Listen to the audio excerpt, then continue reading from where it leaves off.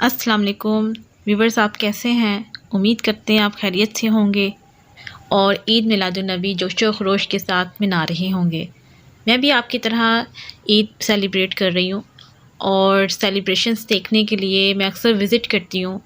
उन्हीं में से कुछ जो मैंने विज़िट्स किए हैं वो मैं आपके साथ शेयर कर रही हूँ। बहुत प्यारी डेकोरेशंस की गई थी।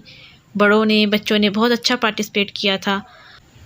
हर साल 12 रबीउल अव्वल को इसी तरह डेकोरेशंस होती हैं। लोग ईद जोशो खरोश के साथ मना रहे होते हैं और हम इसी तरह डेकोरेशंस देखते हैं।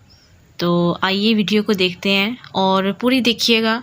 उम्मीद करती हूँ आप वीडियो को एंजॉय करेंगे। कमेंट करके आप बताइएगा कि आपको वीडियो कैसी लगी।